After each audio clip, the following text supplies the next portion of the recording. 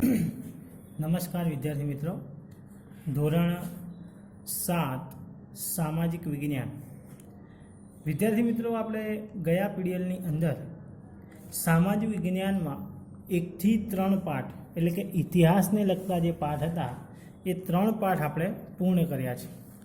આજના આ વિડીયોમાં આપણે ભૂગોળને લગતું જે ચેપ્ટર છે 9મું, પૃથ્વીની આંતરિક રચના અને ભૂમિ સ્વરૂપો, એટલે કે પૃથ્વીની અંદરની રચના કઈ રીતની છે, આપણે જે ગ્રહ પર વસવાટ કરીએ છીએ એ પૃથ્વી છે. એ પૃથ્વી વિશે તો આપણે માહિતી મેળવી છે કે પૃથ્વી બહારથી ઉપરથી ચપટી છે, ગોળ નારંગી જેવો આકાર છે, તેના પર સૂર્યનો પ્રકાશ પડે છે એટલે અજવાળું થાય છે, દિવસ થાય છે. આ બધું આપણે અગાઉના ધોરણમાં ભણી ગયા છે અને આપણને એનો ખ્યાલ છે. પણ એ આપણે શું થયું કે બાહ્ય પૃથ્વીની જે બાહ્ય બાજુ છે અહીંયા, એ બહારની બાજુ વિશેનો આપણે અભ્યાસ કર્યો હતો.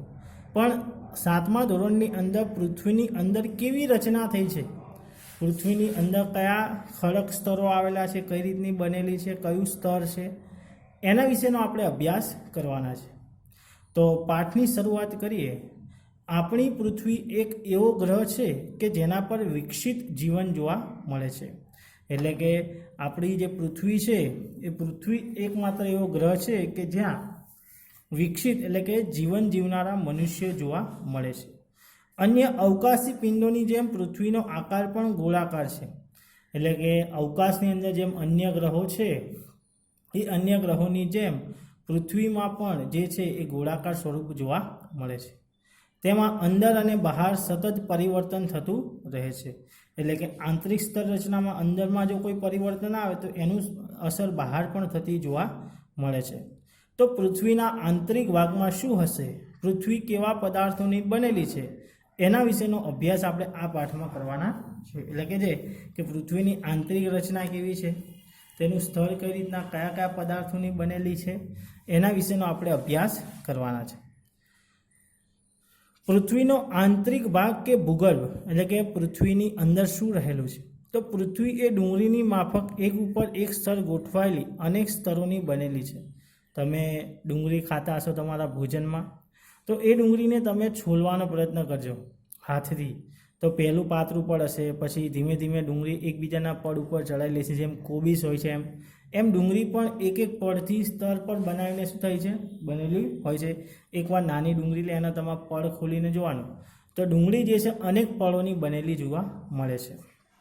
એમ પૃથ્વી પણ આપણે એક અનેક સ્તરોનું બનેલું છે. પૃથ્વીની સપાટી સૌથી ઉપલા સ્તરને ભૂકવચ કહેવામાં આવે છે. પૃથ્વીનું સૌથી પહેલું કવચ છે એને આપણે શું કહીએ છીએ, તો કે ભૂકવચ કહેવામાં આવે છે. ભૂકવચ. તો અહીંયા એક વાક્યમાં પ્રશ્ન પૂછાય કે ભાઈ ભૂકવચ કોને કહેવાય, તો પૃથ્વીની સપાટીના સૌથી ઉપરના સ્તરને ભૂકવચ કહેવામાં આવે છે. શું કહે છે કે પૃથ્વીની સપાટીના સૌથી ઉપરના સ્તરને ભૂકવચ કહેવામાં આવે છે. આ સૌથી પાતળું સ્તર હોય છે. આ સ્તર કેવું હોય છે, સૌથી એકદમ પાતળું હોય છે. એ ભૂમિખંડ પર આશરે 35 કિલોમીટર સુધી હોય છે. અને એ ભૂમિખંડ જે છે એ કેટલા કિલોમીટર સુધી વિસ્તરેલો હોય છે, 35 કિલોમીટર સુધી હોય છે. ભૂમિખંડની સપાટી ખાસ કરીને સિલિકા અને એલ્યુમિનિયમ જેવા ખનિજોની બનેલી છે. બરાબર. જે આપણું ભૂકવચ છે, ઉપલું સ્તર, બરાબર, તો ભૂમિનો ઉપલો ભાગ છે સિલિકા અને એલ્યુમિના જેવા ખનિજોથી બનેલી હોય છે. સિયાલ એટલે કે સિલિકા અને એલ એટલે એલ્યુમિના કહેવામાં આવે છે. એટલે છે ને સિયાલની બનેલી હોય છે. એટલે અહીંયા સી યાની સિલિકા અને યાલ એટલે એલ્યુમિના, બંને શબ્દ ભેગા કરીને આ શબ્દ બને છે સિયાલ. એટલે સિયાલ કોને કહેવાય, તો ભૂસપાટી જે ખનિજોની બનેલી છે, કઈ સિલિકા અને એલ્યુમિના, એને સિયાલ કહેવામાં આવે છે. હવે આવશે તમારે, જો અહીંયા શું કીધું, ભૂમિખંડ, એટલે આપણે જે ખંડો છે ને 7, એ 7 ભૂમિખંડો શેના બનેલા છે, તો કે સિલિકા અને એલ્યુમિનિયમના મિશ્રણ એટલે બંનેથી બનેલા છે. જ્યારે મહાસાગરોની વાત કરવામાં આવે તો મહાસાગરોમાં સિલિકા અને મેગ્નેશિયમનું બનેલું છે. એને શું કહેવાય, સીમા. બરાબર. સીમાનું ફૂલ નામ, તો કે સિલિકા તો બંનેમાં આવે છે, એટલે બંને શબ્દ યાદ રાખવાનો કે ભાઈ ભૂમિખંડો એટલે કે જે ખંડ છે 7 ખંડો, બરાબર, તો એ 7 ખંડો અને મહાસાગરોની વાત કરીએ તો ખંડો જે છે એ સિલિકા અને એલ્યુમિનિયમના બનેલા છે, અને સીમા જે છે એ સિલિકા અને મેગ્નેશિયમનું બનેલું છે. અહીંયા જાણવું ગમશે, પૃથ્વીના કદનો માત્ર 0.5% ભાગ ઘન પોપડો છે, 16% મેન્ટલ છે અને 83% ભાગ ભૂગર્ભ છે. પૃથ્વીની ત્રિજ્યા 6371 કિલોમીટર છે. પૃથ્વીની ત્રિજ્યા એટલે શું થાય? તો કે પૃથ્વીની મધ્યમાં આવેલું કેન્દ્ર. હવે પૃથ્વીના મધ્યમાં આવેલા કેન્દ્રથી પૃથ્વીની સપાટી પરના એ ભાગને, અહીંથી આટલો ભાગ છે, શું બને? એની ત્રિજ્યા. તમારે ગણિતમાં આવતું હશે. હવે કે વર્તુળના કેન્દ્રથી પૃથ્વીની સપાટી સુધીના બંને બિંદુને ત્રિજ્યા તરીકે ઓળખવામાં આવે છે. જો બંને સપાટીમાંથી કેન્દ્રમાંથી પસાર થાય, બરાબર, તો એનો વ્યાસ મળી જાય આપણને. પણ અહીંયા આપણે ત્રિજ્યા યાદ રાખવાની છે કે પૃથ્વીના કેન્દ્રથી પૃથ્વીની સપાટી પરના બંને બિંદુની રેખાખંડને શું કહેવામાં આવે છે? ત્રિજ્યા કહેવામાં આવે છે. ત્રિજ્યા કેટલી છે પૃથ્વીની? 6371. આ કવચની બરાબર નીચે મેન્ટલ હોય છે, એટલે કે જે પૃથ્વીનું કેન્દ્ર છે એના નીચે શું હોય છે? તો અહીંયા નીચેના ભાગમાં શું હોય છે? મેન્ટલ પથરાયેલો હોય છે, જે આશરે 2900 કિલોમીટર સુધી ફેલાયેલો હોય છે.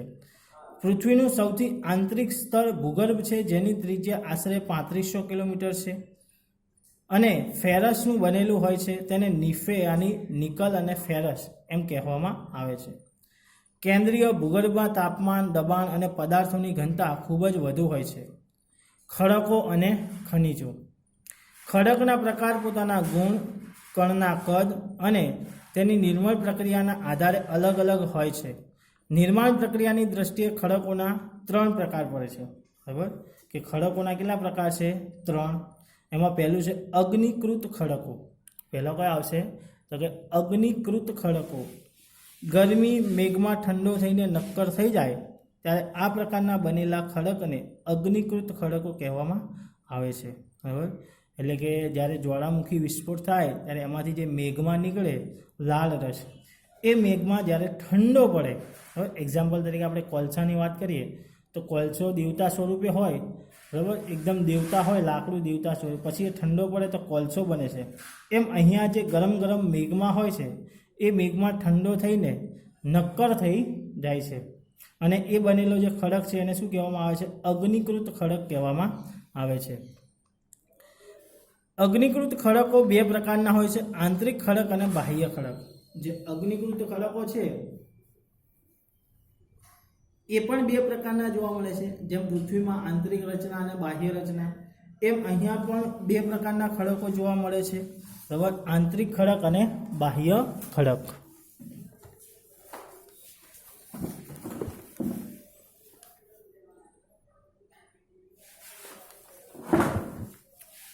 તો અહીંયા આપણે એ પણ જોયું. અહીંયા જાણવા જેવું આપ્યું છે ઇગ્નિયસ, જે લેટિન શબ્દના ઇગ્નિસ, જેનો અર્થ થાય છે અગ્નિ. ત્યાર પછી સેડિમેન્ટરી, જેનો અર્થ થાય છે લેટિન ભાષામાં સેડિમેટલ, જેનો અર્થ થાય છે સ્થિર. મેટ્રોમોર્ફિક, ગ્રીક શબ્દના મેટ્રોમોર્ફિક, જેનો અર્થ સ્વરૂપ થાય છે બદલાવ. શું તમે જ્વાળામુખીમાંથી નીકળનાર લાવાની કલ્પના કરી શકો? વાસ્તવમાં આગની જેમ લાલચોળ પ્રવાહી મેઘમાં જ છે, જે પૃથ્વીના આંતરિક ભાગમાંથી નીકળીને પથરાય છે. શું થાય છે? કે પૃથ્વીનો જે અંદરનો ભાગ છે એમાંથી નીકળતો હોય છે. જ્યારે પ્રવાહી લાવા પૃથ્વીની સપાટી પર આવે છે, મેં કીધું ને કે જ્યારે જ્વાળામુખી વિસ્ફોટ થાય ત્યારે જે આગ સ્વરૂપે બહાર નીકળે રસ મેઘમાં, હવે જેને ભૂરસ કહેવાય, જમીનમાંથી નીકળતો રસ, જેને ભૂરસ એટલે કે લાવા કહેવાય મેઘમાં, એ શું થાય છે કે ધીમે ધીમે બહાર નીકળીને શું થાય? ઠંડો થાય છે. ભૂકવચ પર જોવા મળતા આ ખડકોના બાહ્ય અગ્નિકૃત ખડકો કહેવામાં આવે છે. એટલે જ્વાળામુખી વિસ્ફોટ દરમિયાન જે મેઘમાં રસ નીકળે છે બહાર, એ ભૂકવચની આપણે વ્યાખ્યા જોઈ કે પૃથ્વીના ઉપરના સ્તરને ભૂકવચ કહેવામાં આવે છે. તો એ પૃથ્વીના ઉપરના સ્તરમાં જે આપણે શું જોવા મળે છે? અગ્નિકૃત ખડક જોવા મળે છે. તેની સંરચના એટલે કે ગોઠવણી ખૂબ જ નાની દાણાદાર હોય છે. દ્રષ્ટાંત તરીકે બેસાલ્ટ પ્રવાહી મેઘમાં ક્યારેક ભૂકવચની અંદર ઊંડાઈએ ઠરી જાય છે આ પ્રકારે બનેલા નક્કર ખડકોને આંતરિક અગ્નિકૃત ખડકો કહેવામાં આવે છે. એટલે કે અહીંયા વિદ્યાર્થી મિત્રો અહીંયા તમને બતાવવાનો પ્રયત્ન કરીશ કે જ્યારે પૃથ્વીમાંથી જ્વાળામુખી વિસ્ફોટ થાય તો મેઘમાં રસ સ્વરૂપે અહીંથી આમ જ્યારે બહાર આવે છે આ રીતના, તો આ જે છે બાહ્ય અગ્નિકૃત, એટલે કે આ ઠંડો થાય એટલે આને શું કહેવાય? બાહ્ય અગ્નિકૃત ખડકો. પણ જે પૃથ્વીની અંદરની અંદર જે મેઘમાં રહેલી છે અને અંદર ઠંડો પડી જાય તો એને શું કહેવાય? તો આંતરિક અગ્નિકૃત ખડકો એમ કહી શકાય. એટલે કે અગ્નિકૃત ખડકોના બે પ્રકાર છે, એક બાહ્ય અગ્નિકૃત ખડક અને ત્રીજો છે આંતરિક અગ્નિકૃત ખડક. ધીરે ધીરે લાવા ઠરાવાને કારણે મોટા દાણાનું સ્વરૂપ ધારણ કરે છે. ગ્રેનાઇટ આવા ખડકોનું એક દ્રષ્ટાંત છે. ઘંટીમાં અનાજ, દાણા, મસાલાને પીસવા માટે જે પથ્થરોનો ઉપયોગ મોટાભાગે થાય છે તેને ગ્રેનાઇટ બનેલો હોય છે. અને તે શેનો બનેલો હોય છે? ગ્રેનાઇટનો બનેલો હોય છે. જળકૃત એટલે કે પ્રસ્તર ખડકો, તો ખડકો ઘસાઈ, અથડાઈને, ટકરાઈને નાના ટુકડાઓમાં ફેરવાય છે. આ નિક્ષેપ પવન, હવા, પાણી વગેરે દ્વારા એક સ્થળેથી બીજા સ્થળે પહોંચે છે અને ત્યાં જમા થાય છે. આ નિક્ષેપિત ખડક દબાઈને નક્કર બનીને ખડકના સ્તર બનાવે છે. આ પ્રકારના ખડકોને પ્રસ્તર ખડકો કહેવામાં આવે છે. આ પ્રકારના ખડકોને શું કહેવામાં આવે છે? પ્રસ્તર ખડકો કહેવામાં આવે છે. દ્રષ્ટાંત તરીકે રેતાળ પથ્થર રેતીના કણોથી બનેલો હોય છે. આ ખડકોમાં વનસ્પતિ, પ્રાણી અને અન્ય સૂક્ષ્મ જીવાણુ જે ક્યારેય આવા ખડકોમાં જોવા મળે છે, જે જીવાશ્મી પણ બને છે. ત્યાર પછી આવશે રૂપાંતરિત ખડક. એટલે રૂપાંતર, એક ખડકમાંથી બીજા ખડકમાં રૂપાંતર થવું, એને શું કહેવાય? રૂપાંતરિત ખડકો કહેવામાં આવે છે. અગ્નિકૃત અને જળકૃત ખડકો ઊંચા તાપમાને અતિશય દબાણને કારણે રૂપાંતરિત ખડકોમાં ફેરવાઈ જાય છે. જે અગ્નિકૃત ખડકો છે, બરાબર, જે આપણે જોયા બાહ્ય, અને બીજો છે જળકૃત ખડકો, એટલે કે પાણી દ્વારા જે બને છે એ, આ બંનેનું મિશ્રણ થઈને કયા ઊંચા તાપમાને અને દબાણથી એ બીજા અન્ય ખડકોમાં રૂપાંતર થઈ જાય છે. એને શું કહેવાય? રૂપાંતરિત ખડકો કહેવામાં આવે છે. એટલે કે અગ્નિકૃત અને જળકૃત ખડકોને ઊંચા તાપમાન અને દબાણથી રૂપાંતરિત ફેરવાઈ જાય છે, એને શું કહેવામાં આવે છે? રૂપાંતરિત ખડકો કહેવામાં આવે છે. દ્રષ્ટાંત તરીકે જોવામાં આવે તો ચીકણી માટી, સ્લેટ, ચૂનાનો પથ્થર એ આરસપારસમાં ફેરવાઈ જાય છે. એટલે કે જે ચીકણી માટી છે, સ્લેટમાં, અને ચૂનાનો પથ્થર શેમાં ફેરવાય છે? જે આરસપારસનો પથ્થર છે એમાં ફેરવાઈ જાય છે. બરાબર. અહીંયા કે જીવાશ્મી એટલે શું છે? તો ખડકોના સ્તરના દબાયેલા મૃત વનસ્પતિ અને જંતુઓના અવશેષોને જીવાશ્મી કહેવામાં આવે છે. જીવાશ્મી કોને કહેવાય? તો ખડકોના જે સ્તરો છે એ દબાયેલા છે, એટલે કે ભૂમિની અંદર કયા છે? મૃત વનસ્પતિ છે, જંતુઓ જે મરી ગયા છે, એને શું કહેવાય? જીવાશ્મી કહેવામાં આવે છે. અહીંયા તમને ખડ ચક્રનું બતાવેલું છે, બરાબર, કે રૂપાંતરિત, અગ્નિકૃત, પ્રસ્તર, પછી રૂપાંતરિત ખડકો છે. બાજુમાં જ્વાળામુખી વિસ્ફોટનું પણ તમને ચિત્ર બતાવેલું જોવા મળે છે. તમને જાણીને નવાઈ થશે કે કેટલીક ચોક્કસ પરિસ્થિતિઓમાં એક પ્રકારની ખડક ચક્રીય પદ્ધતિઓ એકબીજામાં પરિવર્તન થઈ જાય છે. એક ખડકમાંથી બીજા ખડકમાં પરિવર્તન થવાની પ્રક્રિયાને ખડક ચક્ર કહેવામાં આવે છે. શું કહે છે? એક ખડકમાંથી બીજા ખડકમાં રૂપાંતર થાય એને શું કહેવાય? ખડક ચક્ર. આગળ આપણે શું જોયું? રૂપાંતરિત ખડકો, એટલે કે બે ખડકો, અગ્નિકૃત ખડકો અને જળકૃત ખડકો. આ બંને ખડકોને ઊંચા તાપમાને દબાણથી ગરમ કરવામાં આવે તો એનું રૂપાંતર થાય છે અન્ય પદાર્થમાં. એક પદાર્થમાંથી બીજા પદાર્થમાં રૂપાંતર થાય છે, એને શું કહેવામાં આવે છે? રૂપાંતરિત ખડકો.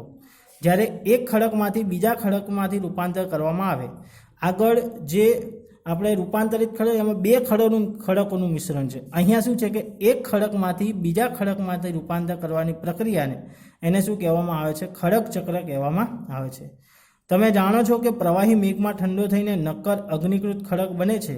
આ અગ્નિકૃત ખડકો નાના નાના ટુકડા સ્વરૂપે એક સ્થળેથી બીજા સ્થળે સ્થળાંતર થઈને પ્રસ્તર ખડકનું નિર્માણ કરે છે. તાપમાન અને દબાણના કારણે આ અગ્નિકૃત ખડકો અને પ્રસ્તર ખડકો રૂપાંતરિત ખડકમાં બદલાઈ જાય છે. અતિશય તાપમાન અને દબાણના કારણે રૂપાંતરિત ખડક પુનઃ પીગળીને પ્રવાહી મેઘમાં બની જાય છે. આ પ્રવાહી મેઘમાં ફરી ઠંડો થઈને નક્કર અગ્નિકૃત ખડકમાં ફેરવાઈ જાય છે.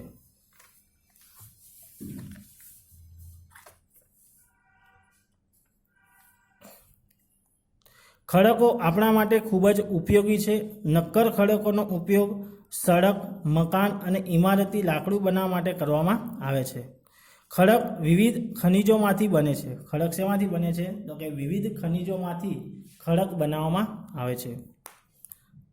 ખનિજ કુદરતી રૂપે જોવા મળતો પદાર્થ છે, જેમાં નિશ્ચિત ભૌગોલિક ગુણધર્મ અને નિશ્ચિત રાસાયણિક મિશ્રણ હોય છે. ખનિજ માનવ જાતિ માટે ખૂબ જ મહત્વનું છે. ખનિજ કેવું છે? તો કે માનવ જાતિ માટે ખૂબ જ મહત્વનું ગણાવી શકાય. કેટલાકનો ઉપયોગ ઈંધણ તરીકે થાય છે, જેમ કે કોલસો, કુદરતી વાયુ, ખનિજ તેલ, પેટ્રોલિયમ. તેનો ઉપયોગ વિવિધ ઉદ્યોગો અને ઔષધિ બનાવવા માટે થાય છે, જેમ કે લોખંડ, એલ્યુમિનિયમ, સોનું, યુરેનિયમ વગેરે. ભૂમિ સ્વરૂપોનું નિર્માણ. મૃદાવરણ અનેક ભૂતકતીઓમાં વિભાજન છે, જેને મૃદાવરણીય ભૂતકતી કહેવામાં આવે છે. શું છે? મૃદાવરણ એટલે કે જમીનનો ભાગ, બરાબર. અહીંયા જલાવરણ, મૃદાવરણ ને વાતાવરણ. મૃદાવરણ એટલે કે પૃથ્વીનો પોપડો, જમીન, ધરતી, આપણે જેના પર વસવાટ્યું. તો એવા મૃદાવરણની અનેક ભૂતકતીઓમાં વિભાજન એટલે કે ભૂમિ વિવિધ ભાગોમાં વિભાજિત છે. દરેક જગ્યાએ એક સરખું જે છે એ ભૂમિનો ભાગ જોવા મળતો નથી. ક્યાંક ઉચ્ચ પ્રદેશો છે, ક્યાં નદીના મેદાનો છે, કાંપવાળી જમીન છે. તો એને શું કહેવામાં આવે છે? મૃદાવરણીય ભૂતકતી યાની પ્લેટ. તમારે 9મા ધોરણમાં આવશે કે ભાઈ અભિસારી પ્લેટ, બરાબર. જે પ્લેટો આવેલી છે પૃથ્વીના પીટાળમાં, એમાં પહેલું અભિસારી પ્લેટ, પછી બીજી આવશે રૂપાંતરિત પ્લેટ,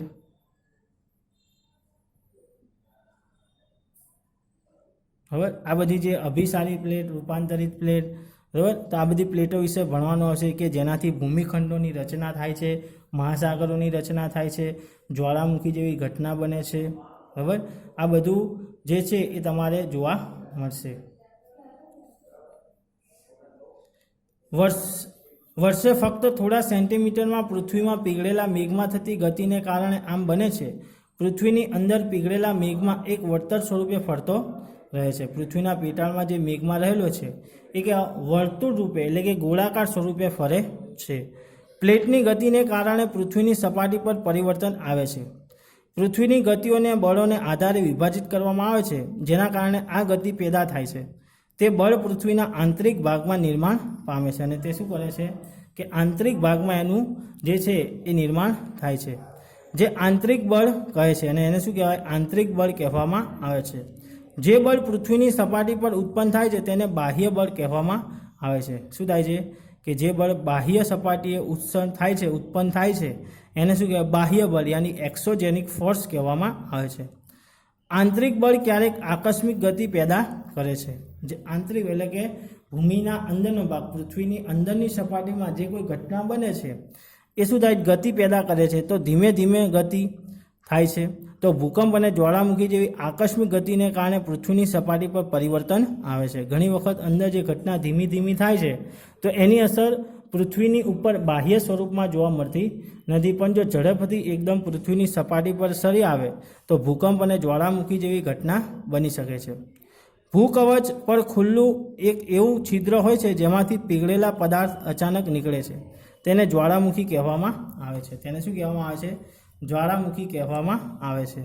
આમ મૃદાવરણીય ભૂતકતી અને પ્લેટોની ગતિશીલતાથી પૃથ્વીની સપાટી પર કંપન થાય છે. આ કંપન તેના કેન્દ્રોની ચારે બાજુ કરે છે. આ કંપનને ભૂકંપ કહેવામાં આવે છે. ભૂકવચની નીચે જે સ્થાન કે જ્યાંથી કંપનની શરૂઆત થાય છે તેને ઉદ્ગમ સપાટીના ઉદ્ગમ કેન્દ્ર કહેવામાં આવે છે. આ કંપન ઉદ્ગમ કેન્દ્રના બહારની તરફ તરંગો રૂપે ગતિ કરે છે. ઉદ્ગમ કેન્દ્રના નજીકના સપાટીના કેન્દ્રને અધિકેન્દ્ર કહેવામાં આવે છે. અધિકેન્દ્ર સૌથી નજીકના ભાગમાં સૌથી વધુ નુકસાન થાય છે અને અધિકેન્દ્રથી અંતરથી વધવાની સાથે ભૂકંપની તીવ્રતા ધીરે ધીરે ઓછી થતી જાય છે. ઉપરાંત ભૂકંપની આગાહી સંભવ નથી. જે ભૂકંપની પ્રક્રિયા છે એની આગાહી શક્ય નથી, પરંતુ જો આપણે પહેલેથી સાવચેતી હોઈએ તો તેની અસર ચોક્કસપણે ઘટાડી શકીએ છીએ. પરંતુ જો તેની આપણને ચોક્કસ પહેલ હોય તો આપણે તેને ઘટાડી શકીએ છીએ. સ્થાનિક લોકો કેટલીક સામાન્ય પદ્ધતિથી ભૂકંપની સંભાવનાનું અનુમાન કરે છે. જે સ્થાનિક લોકો છે એ શું કરે છે કે અમુક પદ્ધતિને આધારે, બરાબર, ખાસ કરીને ભૂકંપ જેવી પરિસ્થિતિ આવવાની હોય તો ઘણા બધા પ્રાણીઓને ખ્યાલ આવી જાય છે બરાબર. એવું કહેવામાં આવે છે કે જો ભૂકંપ આવવાનું હોય તો સાપ જે છે એ સાપને વધારે ખબર પડે છે. બરાબર. તો એવી રીતના જેમ કે પ્રાણીઓના વર્તનનો અભ્યાસ, તળાવની માછલીઓની તીવ્ર હેરફેર, બરાબર, કે ભાઈ સુનામી આવવાનું હોય તો એ સમયે માછલીઓની હેરફેર પણ જોવા મળે છે. શરીર સ્વરૂપોમાં એટલે કે જે લોકો જમીન પર સરકીને ચાલે છે, મેં કીધું એમ સાપ અજગરની વાત કરી, તો એ પૃથ્વીની સપાટી પર આવવું વગેરે જે છે એ શું બતાવે છે કે ભૂકંપ આવવાની જે ઘટના સાથે સંકળાયેલા છે, એટલે કે એમનું જીવનમાં એટલે કે એમનામાં વર્તનમાં થોડો ફેરફાર થતો જોવા મળે છે. પછી આવશે જળ પ્રપાત. મુખ્ય ભૂમિ સ્વરૂપો. ધસારણ એ ધોવાણ, પરિવહન અને નિક્ષેપણ જેવી પ્રક્રિયા દ્વારા ભૂમિ સપાટી સતત બદલાતી રહે છે. પૃથ્વીની સપાટી પર ખડકોને તૂટવાથી ધસારણની ક્રિયા થાય છે. ભૂસપાટી પર જળ, પવન અને હિમ જેવા વિભિન્ન ઘટકો દ્વારા થતા ક્ષયને ઘસારણ કહીએ છીએ. પવન, જળ વગેરે ઘસારણયુક્ત પદાર્થો એક સ્થળેથી બીજા સ્થળે જાય છે, તેને પરિવહન કહેવામાં આવે છે. તે પદાર્થોનું અન્યત્ર નિક્ષેપણ કરે છે. ઘસારણથી નિક્ષેપ સુધીની આ પ્રક્રિયાને પૃથ્વીની સપાટી પરનું વિભિન્ન સ્વરૂપ કહેવામાં આવે છે. નદીનું કાર્ય. નદીના પાણીથી જમીનનું ઘસારણ થાય છે. જ્યારે નદી નક્કર ખડક પરથી સીધા ઢોળાવની નીચાણ પર ભૂમિ પર પડે છે, તેને જળ પ્રપાત કે જળ ધોધ કહેવામાં આવે છે. શું કહે છે કે જે જમીન પર પાણી પડે છે એને શું કહેવાય? જળ પ્રપાત અથવા જળ ધોધ. એટલે કે ઉપરથી જ્યારે પાણી નીચે આવે છે ત્યારે એને શું કહેવાય? જળ ધોધ કહેવામાં આવે છે.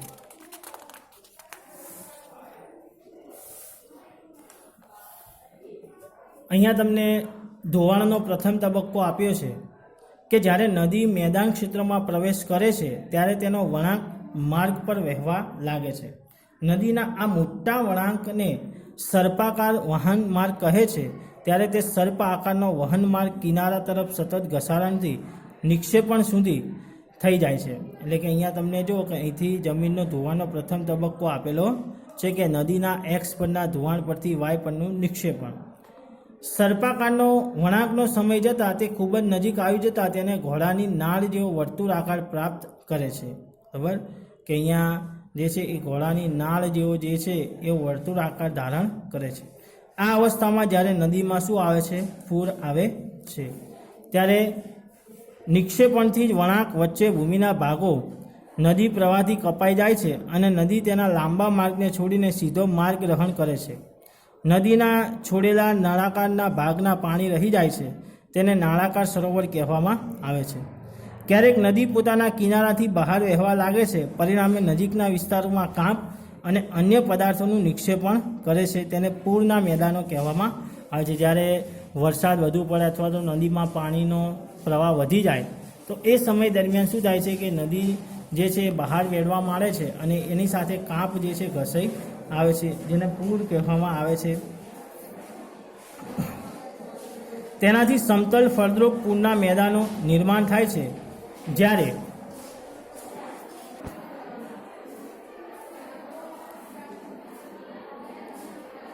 તેનાથી સમતલ ફળદ્રુપ પૂરના મેદાનમાં નિર્માણ થાય છે જ્યારે નદીના બંને કિનારે મોટા પ્રમાણમાં કાંપના માટીના નિક્ષેપણથી લાંબા અને ઓછી ઊંચાઈ અનેક ઢગ રચાય છે અને એના કારણે શું થાય છે? અનેક ઢગલા રચાય છે. ત્યારે તે કુદરતી તટબંધ કહેવામાં આવે છે. એને શું કહેવાય? કુદરત, એટલે કે કુદરત દ્વારા જે નિર્માણ પામે છે એને આપણે શું કહેવાય? કુદરતી. કે જે આ તટબંધનું નિર્માણ જે છે એ તટબંધનું નિર્માણ જે છે કોઈ મનુષ્ય કરતો નથી, એટલે એને શું કહેવામાં આવે છે? કુદરતી તટબંધ કહેવામાં આવે છે. એટલે એને શું કહેવાય? કુદરતી તટબંધ, એટલે કે કુદરત દ્વારા તેનું શું થાય છે? નિર્માણ થયેલું જોવા મળે છે. સમુદ્ર સુધી પહોંચતા નદીનો પ્રવાહ ધીમો થઈ જાય છે તથા નદી અનેક પ્રવાહોમાં વિભાજિત થઈ જાય છે, જેને શાખા પ્રશાખા કહેવામાં આવે છે. અહીં નદીની ગતિ ધીમી થઈ જાય છે. પોતાની સાથે લાવેલ કાંપ, રેતી, માટી, અન્ય પદાર્થોનું નિક્ષેપણ કરવા લાગે છે. દરેક શાખા પ્રશાખા પોતાના મુખ નિર્માણ કરે છે. બધા મુખો નિક્ષેપણની જથ્થાથી મુખ ત્રિકોણનું નિર્માણ કરે છે. સમુદ્ર મોજાનું કાર્ય. તો પૂરના મેદાનો અને તટબંધનો અહીંયા તમને બતાવેલા છે. આ પૂરના મેદાનો, કાંપનું સમતલ મેદાન, અહીંયા નદીનું સ્તર પણ તમને બતાવેલું છે. ત્યાર પછી આગળ જોવા જઈએ તો કે સમુદ્રના મોજાનું કાર્ય. સમુદ્રમાં મોજાનું શું કાર્ય હોય છે? તો સમુદ્ર મોજાના ઘર્ષણ અને નિક્ષેપણ કિનારાના ભૂમિ સ્વરૂપો બનાવે છે. સમુદ્રના મોજા સતત ખડકો સાથે ટકરાયા કરે છે. જે સમુદ્રમાં મોજા હોય છે શું થાય છે? એકબીજા સાથે ઘર્ષણ ટકરાય છે અને એમાં પણ તિરાડો બને છે. સમયાંતરે મોટી અને પહોળી બની જાય છે અને સમુદ્રી ગુફા કહેવામાં આવે છે, એટલે કે એક ગુફાઓનું નિર્માણ થાય છે. આ ગુફાઓમાં મોટા થતા જવાથી માત્ર છત જ રહે છે, જેને તટીય યાની મહેરાબ કમાન કહેવામાં આવે છે. સતત ઘસારણ છતને પણ તોડી નાખે છે અને ફક્ત દિવાલો રહે છે. દિવાલ જેવા આ ભૂમિ સ્વરૂપને સ્ટાઇક કહેવામાં આવે છે. બરાબર, એને શું કહેવામાં આવે છે? સ્ટાઇક કહેવામાં આવે છે.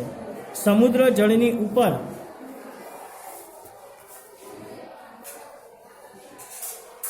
લગભગ ઉધ્વ થયેલા ઊંચા ખડકાળ કિનારાઓને સમુદ્ર માંકન કહેવામાં આવે છે. જે સમુદ્ર જળની ઉપરની સપાટીએ જે ઉપર જાય છે, જેને ખડકાળ કહેવામાં આવે છે, એને સમુદ્ર માંકન કહેવામાં આવે છે. સમુદ્રી મોજાના કિનારો પર નિક્ષેપણ કરીને જમા સમુદ્ર પુલિનનું નિર્માણ પણ કરે છે. ત્યાર પછી આવશે હિમ નદીનું કાર્ય.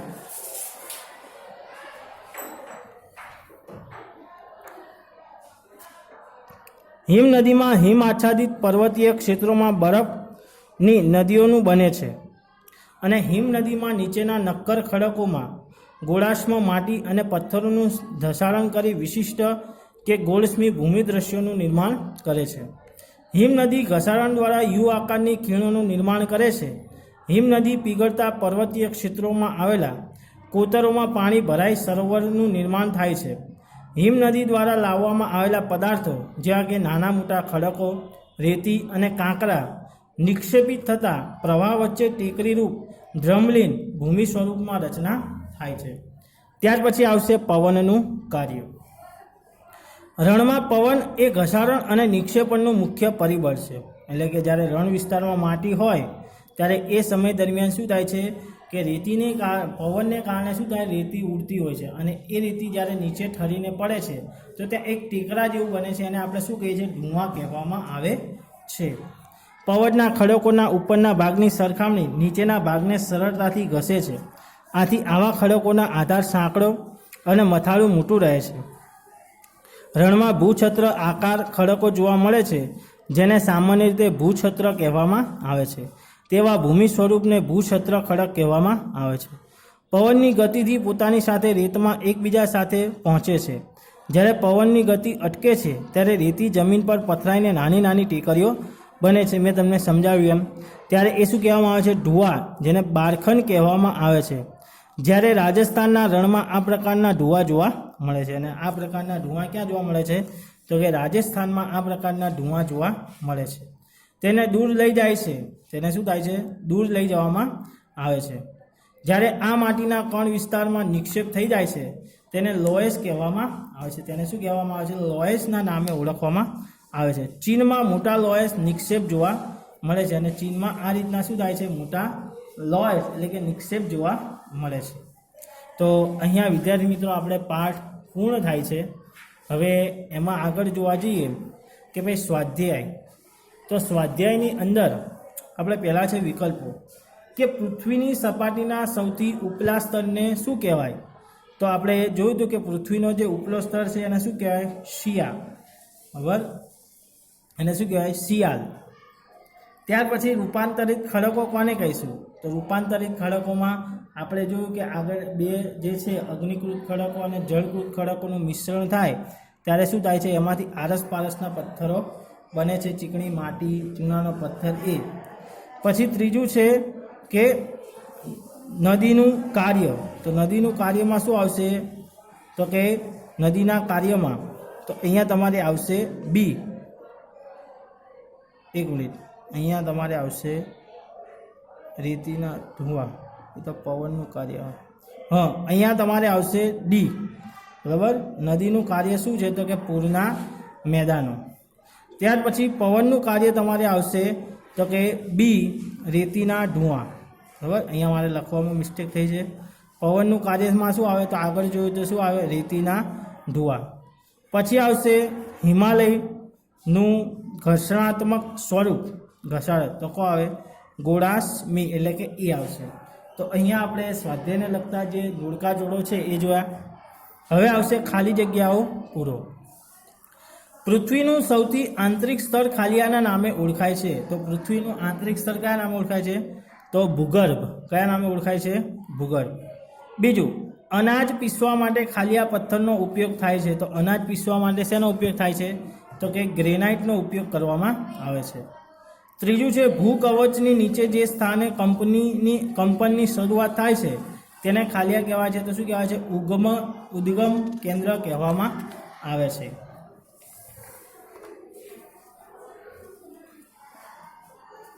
ત્યાર પછી અહીંયા તમને આપ્યું સમુદ્રના મોજાના ઘસારણથી દિવાલ જેવા રચાતા ભવ સ્વરૂપને ખાલિયા કહેવામાં આવે છે. તો એને સ્ટાઇક. અને પાંચમું છે, પવનની ગતિ ઘટતા માટીના કણ જમીન પર પથરાય તેને ખાલિયા કહેવાય. તો શું કહેવાય? ઢુઆ. તો અહીંયા વિદ્યાર્થી મિત્રો આપણે જોડકા જોડો અને વિકલ્પો જોયું. હવે નેક્સ્ટ વિડીયોમાં હું તમને જે એક વાક્યના પ્રશ્નોના જવાબ છે, ટૂંકનો જ છે અને પ્રશ્નોના જવાબ છે એના વિશેની આપણે ચર્ચા કરીશું. તો આજના વિડીયોમાં આપણે આટલે સુધી રાખીએ છીએ. નેક્સ્ટ વિડીયોમાં તમને આના વિશે માહિતી આપીશ. તમારે હોમવર્કની અંદર આ બે વસ્તુ નોટમાં લખવાની છે.